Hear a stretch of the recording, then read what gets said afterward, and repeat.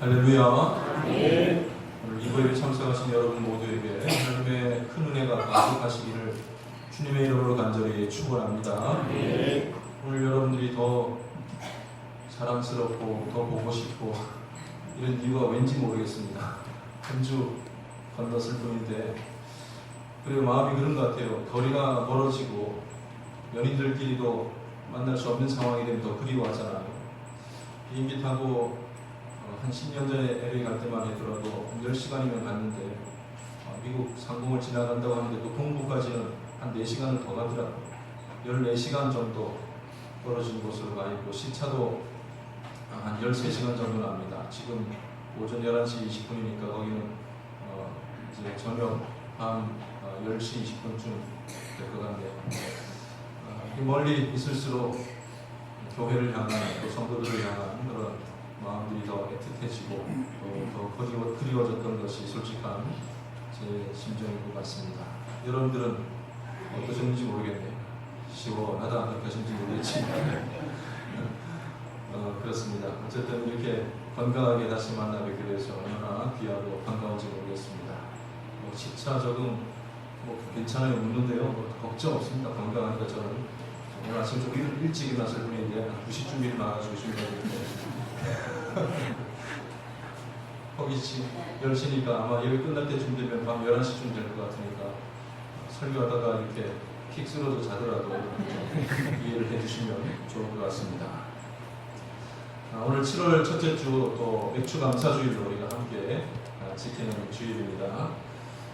과거에는 이 어감 때문에 무슨 맥주랑 연관되나 이렇게 생각한 적도 있었지만은 이 맥주 감사주일은 이 한국에서나 한국 교회에서만 지키는 주일이 아니라 전 세계적으로 또 성경에 그 유래를 하고 있는 아주 오래된 그런 절기이기도 합니다. 하나님께서 친히 주신 이스라엘의 이 절기 가운데 세 가지 특히 농사와 관련된 중요한 절기가 있는데 첫 번째는 6월절이고 두 번째가 바로 이 맥주절입니다. 6월절은 하루이지만 6월절이 속한 그 주간을 가리켜서 또 무교절 이렇게 표현하기도 하는데 일주일 동안 무교절을 지키기 때문에 반드시 한 날은 안식일을 거쳐가게 되어 있습니다. 말하자면 주일을 일요일을 지나가게 되어 있는 거죠. 그러니까 그 6월절이 있고 안식일이 있고 그 다음 날 말하자면 지금 같으면 이렇게 안식일이 지나고 그 첫날을 가리켜서 또 이 초실절이라고 이렇게 말을 합니다. 점점 복잡해지는 한 날인데 이름이 세 가지나 돼요.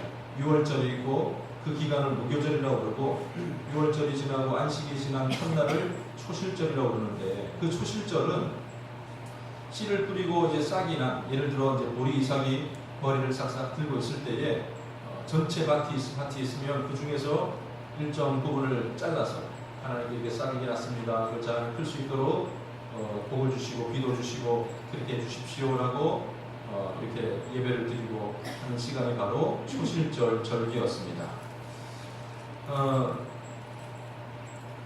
나중에는 이제 그 초실절에 대한 의미가 좀 달라지게 되는데 안식 후 첫날 6월절을 보내고 안식 후 첫날 보리 이삭이 아니라 예수님께서 부활하셨잖아요. 그러니까 부활의 첫 열매 되신 주님을 상징하기도 합니다. 이렇게 초실절 절기를 지키고 그때부터 50일이 되는 날 50일 정도면 보리가 다 자라게 되는데 그래서 50을 가리키는 오순절 이렇게 말을 하기도 합니다. 또 다른 말이 한 가지가 더 있는데요. 일주일 단위로 하면 일주일을 7번 하면 7 어떻게 되면 곱하기 하면 49잖아요. 그리고 초실절을 포함해서 역시 50일입니다. 그래서 오순절이라고 하기도 하고 77절이라고 말하기도 하는 그 날이 바로 이 맥추절입니다. 그때 이삭에 불과했던 것이 50일 만에 다 자라서 추수를 하여서 이 보리로 하나님께 감사의 제사를 드리는 것. 오늘 우리가 지키고 있는 이 맥추 감사절과 거의 동일한 의미로 볼 수가 있는 것입니다.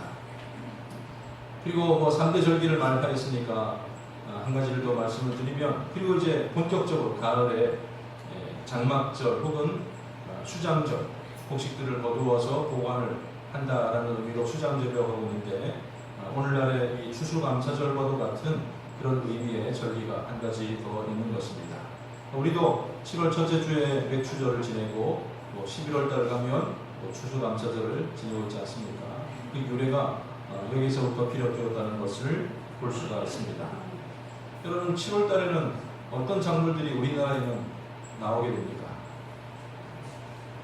저는 농사 짓지도 않는데요. 7월 달만 되면 문 앞에다가 누가 이렇게 감자를 이렇게 놓아두고 가시더라고요. 목사를 또 사랑하는 마음으로 또 밭에서 수확한 열매들을 이렇게 또 담아서 이렇게 놓아두고 가시는 그런 정성으로 제가 이렇게 늘 감사하는 마음으로 접하고 있는데, 그러다 보니까 계절마다 어떤 작물들이 나오는지 대충은 또 짐작이 되더라고요. 봄이 되면 상추나 깻잎 이런 것들도 나오고, 마늘도 지나갔고, 벌써 감자 나오고, 좀 있으면 또 옥수수도 나오겠고, 맞습니까? 순서가 맞는지 모르겠지만 어쨌든 풍요로운 우리나라에서는 그런 많은 작물들을 접할 수가 있습니다. 가나안 땅이 비옥한 땅이지만 사실 농사짓기에 우리나라만큼은 그렇게 훌륭한 땅은 아니에요.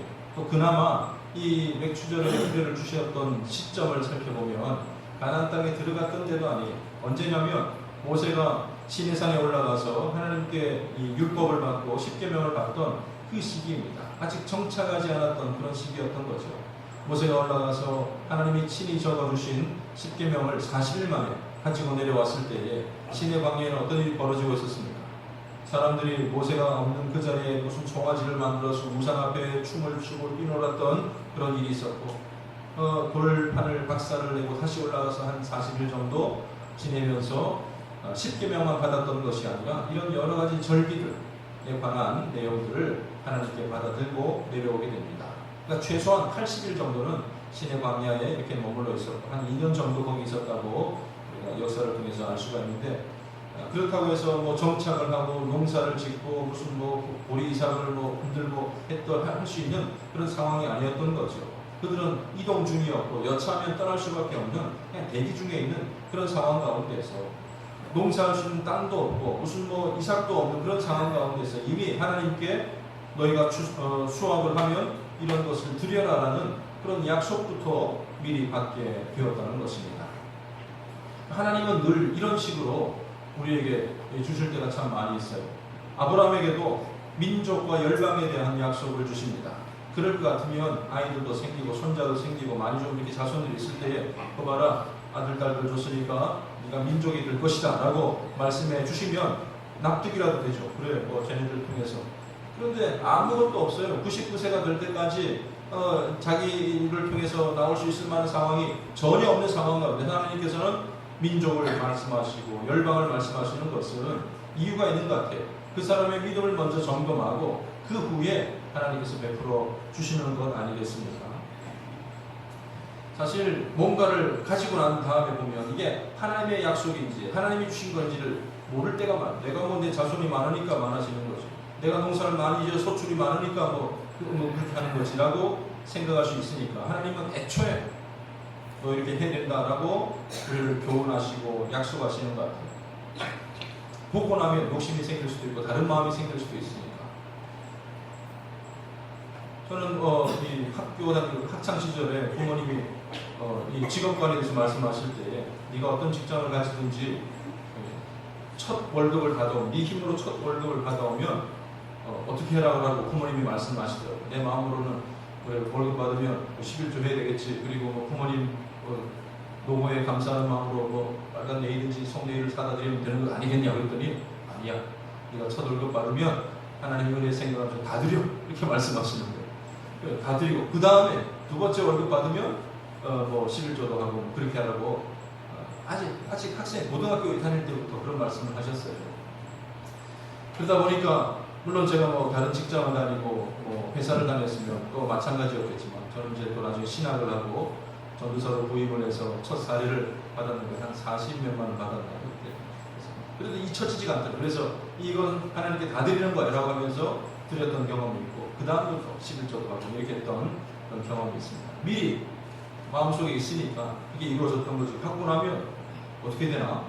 내가 그냥 노력해서 받은 건데 라는 생각을 할 수 있지 않겠어요. 그래서 하나님께서는 가나안 땅에 들어가기 전에 맥추절의 규례를 주셨던 것이고 아들이 있기 전에 민족과 열방에 관한 그런 약속을 허락해 주셨다는 것입니다. 그래서 이렇게 앞으로 너희가 가나안 땅에 들어가고 그곳에서 많은 수확물을 얻게 되었을 때에 이러한 맥주절을 통해서 나에게 감사를 하고 예배를 드리라라는 그런 약속을 미리 주셨습니다. 그런데 그러면 6월절이나 초실절이나 이 수장절 농사 짓는 사람에게는 감사할 수도 없고 감사할 방법이 없는 것 아니겠습니까? 그러나 하나님께서는 오늘날 여기에 근거해서 직장에 다니는 사람에게 혹은 사업을 하는 사람에게도 학교에 다니는 사람에게도 때로는 아무 소득이 없고 병상에 누워있거나 또 이렇게 직업이 없는 사람에게도 감사할 조건들을 주셨고 또 거기에 대해서 우리는 감사하며 살아가야 될 줄로 분명히 믿습니다.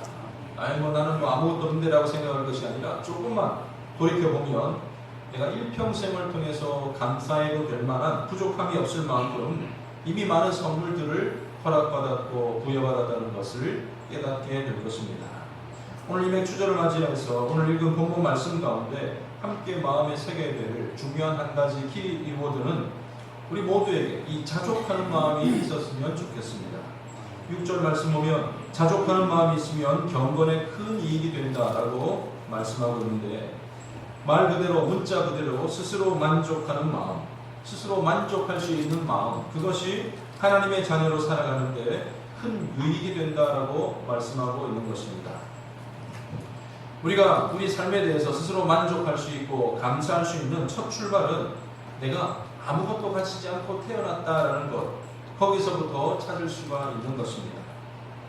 불교에서도 또 세상에서도 쓰는 말 가운데 공술의 공수거라는 말이 있죠. 말 그대로 빈손으로 왔다가 빈손으로 돌아간다는 것 아니겠습니까? 뭐가 먼저인지 모르겠지만 분명히 성경에도 기록되어 있습니다. 7절 말씀, 우리가 세상에 아무것도 가지고 온 것이 없음에 또한 아무것도 가지고 가지 못하리니. 한자어로 하면 어떻게 될까요? 이것은 공술의 공수가 되겠어요.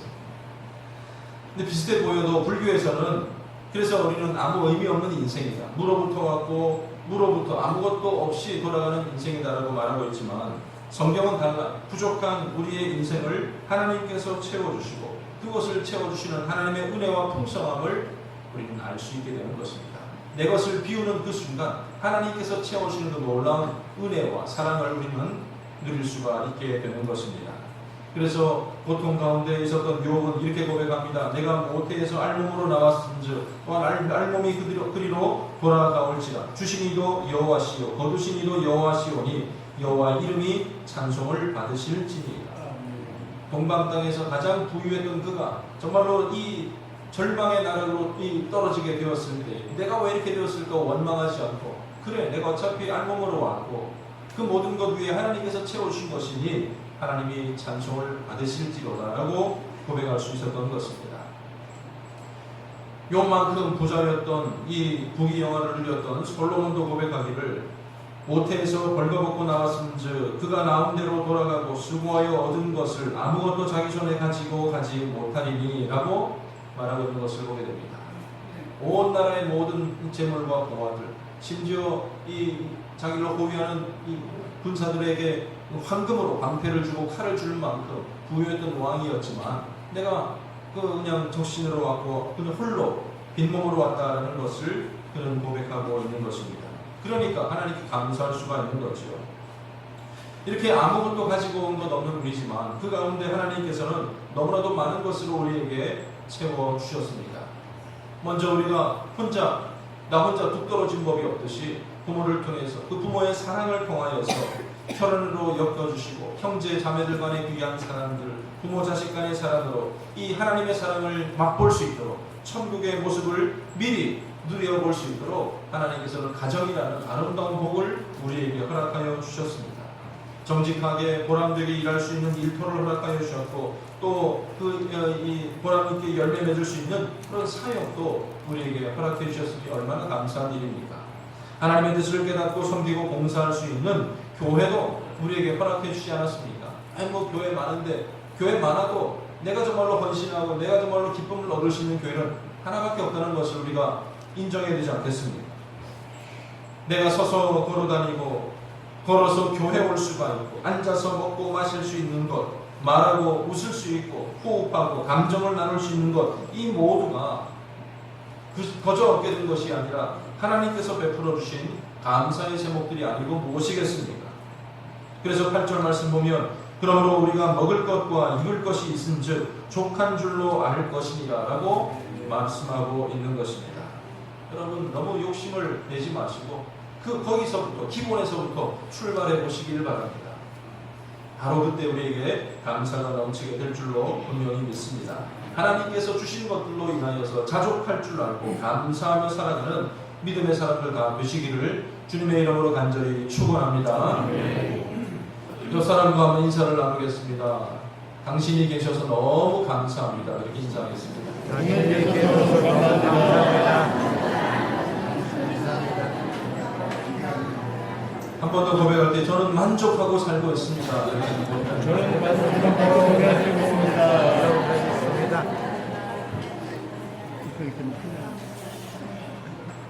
자족이라는 말이 우리나라 옛 선비들도 자주 썼던 말이기도 합니다. 안분지족, 쉽게 말해서 배부르고 등 가시고 나물 먹고 물 마시고 팔을 베고 누웠으니 대장부 살림살이 이만하면 어떠하겠느냐.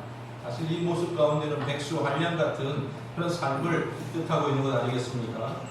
우리 자족한다는 것은 하나님께서 우리에게 베풀어 주셨고 또 우리에게 넉넉할 만큼 허락하셨다는 것을 인정하는 삶의 태도가 성경이 말하고 있는 자족이라는 것을 잘 알아야 할 것입니다. 우리가 주님 안에서 믿음 안에서 자족하는 삶을 살기 위해서는 우리 삶과 일과 우리의 삶의 일과 소유물에 대해서 이 네 가지 분명한 판단 기준, 결정을 내리고 살아가야 될 것입니다. 그 첫 번째는 우리가 소유하도록 하나님께서 이미 허용하신 것들에 초점을 맞추며 살아가시기를 바랍니다. 여러분들은 하나님께 받은 게 많습니까? 아직 결제가 떨어지지 않은 게 더 많습니다. 어떤 게 더 많은 것 같아요? 우리는 눈에 보이는 것, 내가 원하는 것에 자꾸 집중을 하다 보니까 얻지 못했다고 생각하는 게 참 많이 있지만 하나님께서는 정말로 필요한 것을 우리에게 허락하여 주셨습니다. 이 세상에 부귀영화 누리면서 지옥 가는 인생이라면 얼마나 허무하고 정말로 절망적이지 않겠습니까? 하나님은 우리를 불 가운데서 건져주시고 구원하여 주셨습니다. 하나님의 자녀로 삼아주셨습니다. 우리에게 끊임없이 은혜를 베풀어 주십니다. 자녀들에게 축복을 허락하여 주십니다. 그리고 무엇보다도 하나님은 우리를 사랑하십니다. 이 모든 것들을 늘 되새기면서 그거는 당연한 거고 라고 생각하는 것이 아니라 바로 그것에 주목하며 살아가야 할 것입니다. 두 번째는 우리가 소유하지 않은 것에 대해서는 미련을 두지 않는 그런 삶을 살아가야 할 것입니다. 여러분 우리가 이 세상의 모든 것을 다 누릴 수가 있겠습니까? 다 가질 수가 있겠습니까? 또 다 가진들 그것이 정말로 행복한 일이겠습니까? 어떤 남자분이 나는 그 여자를 너무 좋아하니까 한 10명쯤 아내를 두겠다. 정말로 만족한 삶이 되겠습니까? 대답들을 안 하셔야 됩니다. 나는 우리 신랑들 돈도 많이 벌어오는 신랑 한 10명쯤 있으면 좋겠다. 괜찮겠어요? 그러한 삶이? 하나님께서 적당한 것으로 필요한 것으로 한 남자와 한 여자가 만나서 결혼하여 가정을 이룰 수 있도록 해주셨고 하나님의 그런 법과 테두리가 있는 거예요. 소유하지 않은 것에 대해서 너무 미련 두지 말고 살아가시기를 바랍니다. 세 번째는 다른 사람들이 가진 것을 탐내어서는 안 될 것입니다. 비교라는 것은 우리를 절망으로 내몰게 되는 거예요. 내가 얼마나 행복하고 내가 많은 것을 누리고 살고 있지만 그것에 대해서 비참하게 생각하는 것은 자꾸만 비교하기 때문입니다. 사과는 내게 큽니까? 남에게 큽니까? 여러분들 경험은 어때요? 남에게 큰 사람은 조금 문제가 있는 사람이에요. 우리 집 애들은 맨날 성적이 바닥인데 옆집 애는 잘한다고 그러고 우리 남편은 집구리만한 그냥 월급 받아오는데 남의 집 남편들은 어떻게 그렇게 잘 살고 있는지 자꾸만 그런 거 비교하거나 남의 가지고 있는 재능을 부러워해서는 안 될 것입니다. 탐심은 우리를 멸망으로 치닫게 하는 것, 첫 출발이라는 것을 잘 알아야 할 것입니다. 마지막으로 하나님께서 주신 모든 은사에 대해서 하나님께 감사하며 살아가시기를 바랍니다. 하나님의 자녀다운 모습으로 살아갈 수 있도록 하나님은 여러분 각자에게 은사를 베풀어 주셨어요. 뭐 방언하고 이런 것뿐만 아니라 섬기고 봉사하고 나누고 또 이렇게 내가 알지 못한 어떤 그런 부분에 이르기까지 하나님은 분명히 은사를 주셨는데 그 또한 비교할 것이 아니라 거기에 대해서 감사하고 잘 누리며 활용하며 사는 것이 자족하며 사는 그런 귀한 삶의 모습이 되는 줄로 믿습니다. 그래서 바울 사도는 고백합니다. 내 처지가 힘들어서 이렇게 말하는 것이 아니에요. 나는 내가 가진 것에 만족하고 있으며 어떤 환경에서도 감사하는 법을 배웠습니다. 가난을 이겨낼 줄도 알고 부유함을 누릴 줄도 압니다. 배부를 때나 배고플 때나 넉넉할 때나 궁핍할 때나 어떤 형편에 처해서도 나는 기뻐하고 즐거워합니다. 그러므로 내게 능력 주시는 자 그리스도를 통하여서 나는 모든 것을 할 수 있습니다. 슈퍼맨 같이 내가 할 수 있습니다 이런 뜻이 아니라 가난 속에 거하더라도 나는 만족할 수가 있고 풍부 가운데 있다 할지라도 교만하거나 뭐 이렇게 하지 않고 잘 할 수가 있겠습니다라는 것을 자족하는 삶의 원리를 그는 배웠던 것입니다. 그리고 그가 그렇게 살 수 있었던 이유는 한마디로 말해서 하나님의 은혜 때문입니다라고 그는 고백하고 있습니다. 고린도전서 15장에서 보면 내가 나 된 것은 하나님의 은혜로 된 것이니 내게 주신 그의 은혜가 헛되지 아니하여 내가 모든 사도보다 더 많이 수고하였으나 내가 한 것이 아니오 오직 나와 함께 하신 하나님의 은혜로다. 하나님의 은혜로 인하여서 하나님의 은혜만으로 인하여서 자족할 줄 아는 저와 여러분의 삶이 되시기를 주님의 이름으로 간절히 축원합니다. 그리스도인들이 이와 같이 자족하며 살아야 할 것인데 사실 세상 속에 묻혀서 살다 보면 늘 모자란 것이 보이게 됩니다. 채워지지 않는 갈증에 허덕이게 되는 것을 보게 됩니다. 마치 수가성 여인처럼 자신의 욕망을 채우기 위해서 상식도 벗어나고 부끄러움도 무릅쓰고 행동하는 사람들이 있기 마련입니다. 그래서 이 자족이라는 것도 훈련이 필요합니다. 우리가 자족하는 삶을 살기 위해서 도움을 주는 훈련 한 가지가 있는데 그것은 이게 정말로 내 삶에 필요한 것인지 아니면 나의 욕구를 위한 것인지를 잘 구별하여서 판단하는 그런 훈련이 필요한 것입니다. 이게 정말로 내가 정말로 꼭 필요해서 하는 행동인지 아니면 나의 욕구나 나의 자랑을 위해서 내가 필요하다고 생각하는 것인지를 잘 판단하며 살라는 뜻이죠. 우리는 사실 사는데 필요한 모든 것을 가지고 있으면서도 단순히 욕구 때문에 불안해지고 또 이 불만족스러울 때가 많다는 것입니다. 세상은 또 약한 마귀는 자꾸만 이런 욕구들을 충족시키는 너는 부족해, 너는 더 많이 가져야 돼, 너는 더 많은 것을 누려야 돼. 그리고 그것을 채워주고 막 알게 해주는 것 같지만은 무엇으로도 채울 수 없는 그 욕구의 함정 속에 빠지게 하여서 우리의 삶을 절망 가운데 빠지게 하는 것입니다. 특별히 우리 안목의 정욕들, 눈으로 보는 것들을 통해서 이런 욕구들을 자꾸만 이렇게 충동질하는 것을 보게 되는 거예요. 지난 한 2주 동안 못했던 것이 한 가지가 있는데요. 못했던 것 한 가지 있으면 그게 뭐냐면 이 두 가지. 하나는 TV를 전혀 못 봤고 볼 시간도 없었고 그 다음에 신문을 접하지 못했습니다. 그래서 제가 이 일정 중에 코스를 잘 잡아주셔가지고 백악관에 가서 뭔가 좀 만나보려고 문을 두들겼더니 백악관 주인이 없는 거예요. 글쎄 한국 갔다 갔다면서요. 소식동으로 가서 나오라고 그러니까 안 나오시더라고요. 또 소식 몰랐는데 뭐 송송 커플이 뭐 헤어졌다고 그러는데 송씨 집안이 그러니 우리 교회 누가 헤어졌나 싶어 깜짝 놀라게 됐는데 안 봐도 살만하더라고요. 안 봐도 뭐 그냥 안 보니까 더 많은 것들을 할 수가 있는 거예요. 눈으로 확인해 다른 어떤 자연물들을 볼 수가 있고 대화의 시간들을 더 풍성하게 가질 수 있는 이거 다 하면 정말로 죽을 것 같았지만은 이것 없이도 살 수가 있을까라고 생각했지만 그것 없이도 살만한 것들이 많이 있다는 것을 보게 됩니다. 특히 TV에서 나오는 이 광고들은 우리의 어떤 너의 욕구는 그것으로 만족해서는 안 된다는 것을 자꾸만 충동질하는 것을 보게 되는 거예요. 그럴 수밖에 없잖아요. 그 사람은 팔아야 되는 거지.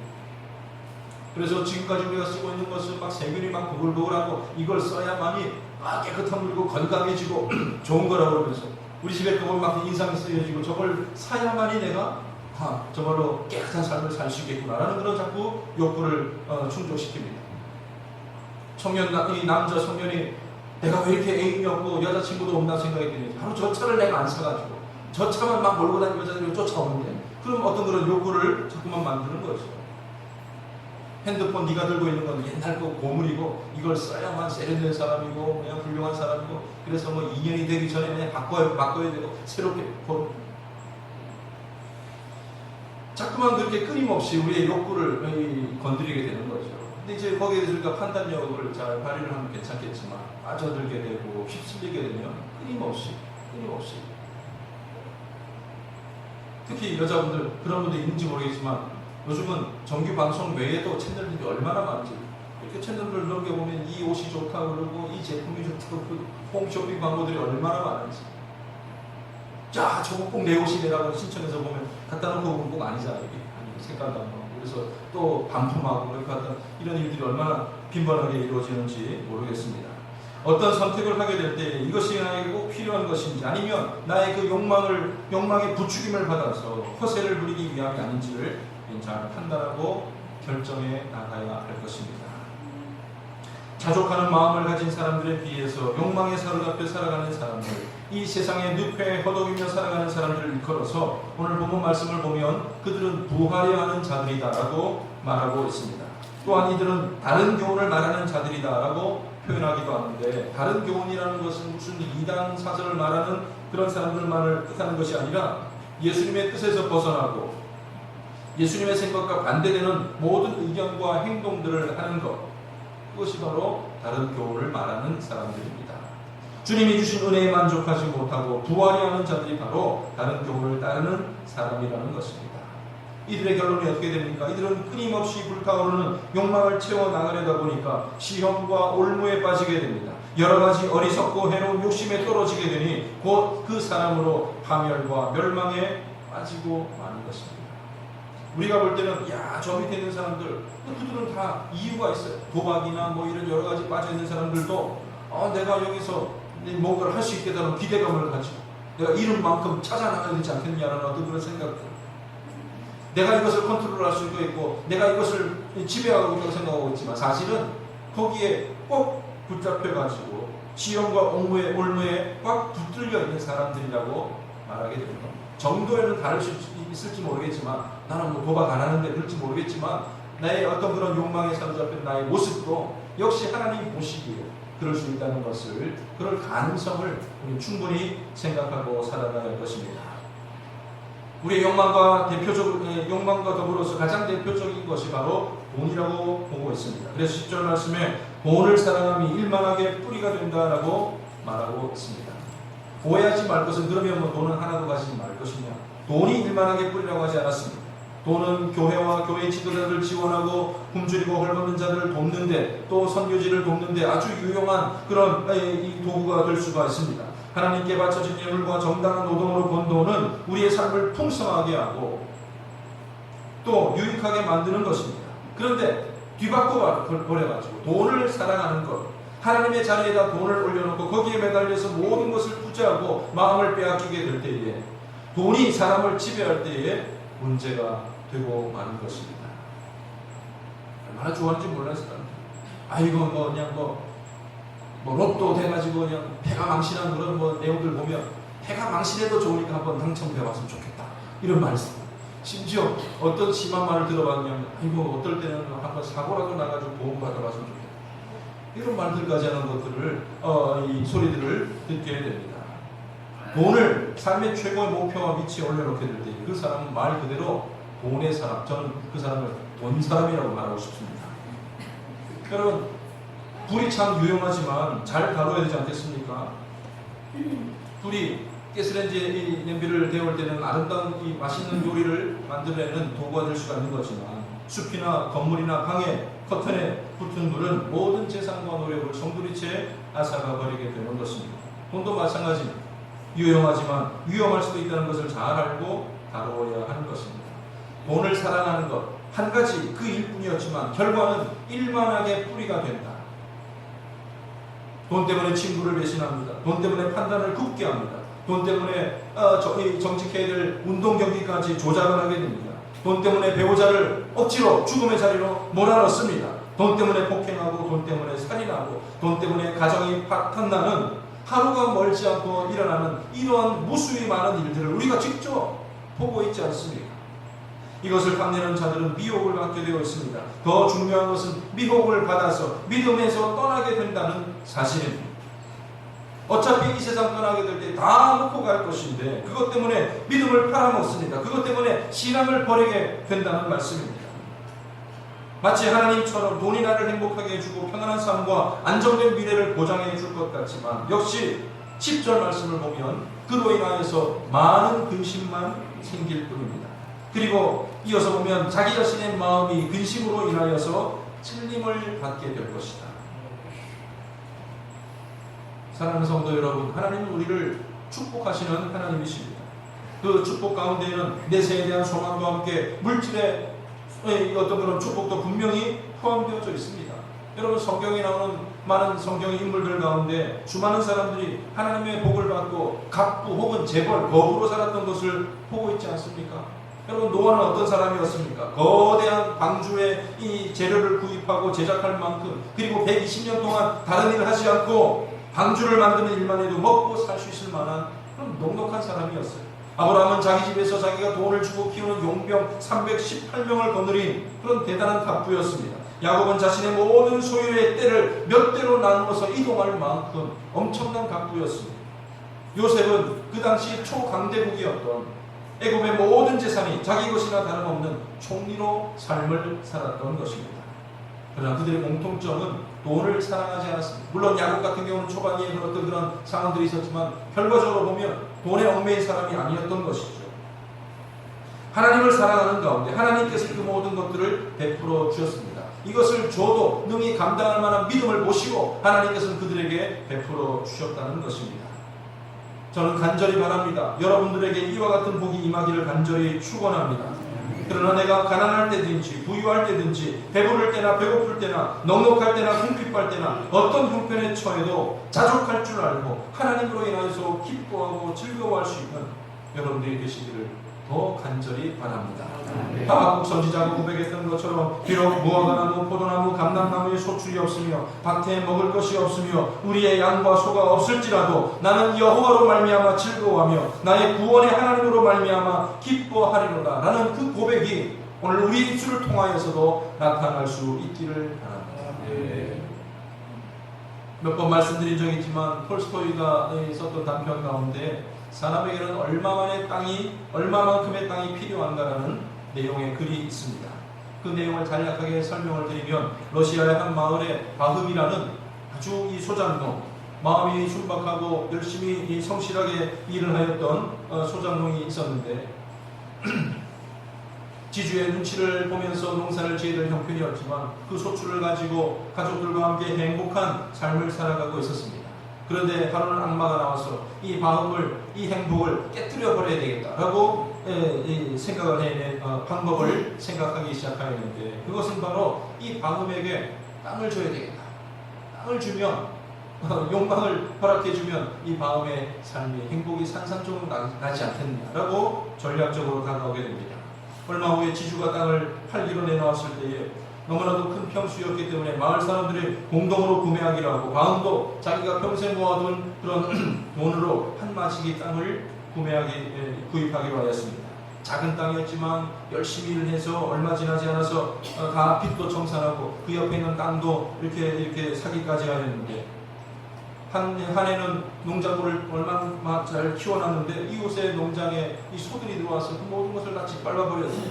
얼마나 화가 났는지 이웃을 붙잡아서 때려주고 소송을 하게 됩니다. 재판을 해서 얼마간 보상을 받게 되었지만은 결과를 보니까 그는 사랑하던 이웃, 늘 함께했던 이웃을 다 잃어버리게 됩니다.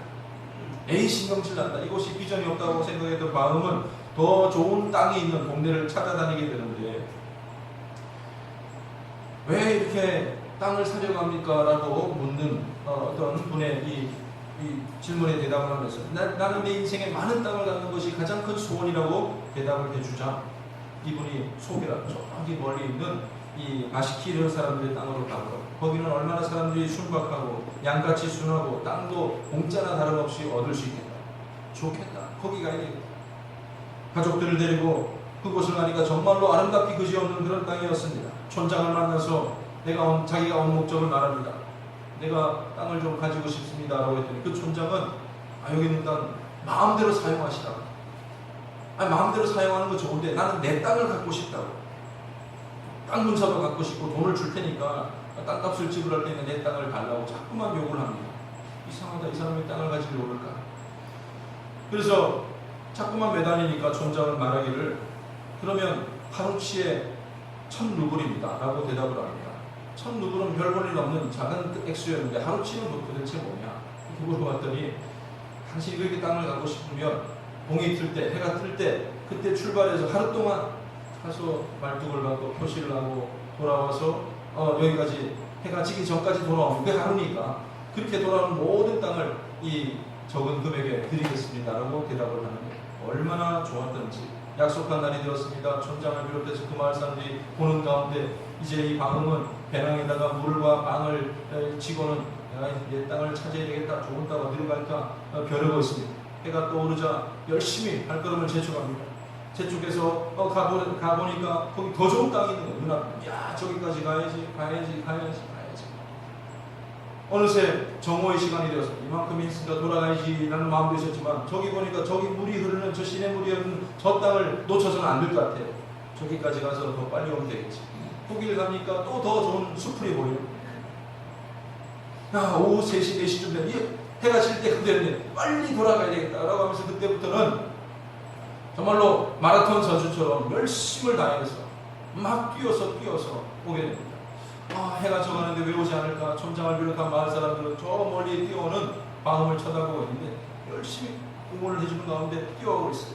그리고 마침내 기진맥진 촌장 앞에 도착하였을 때 촌장이 말합니다.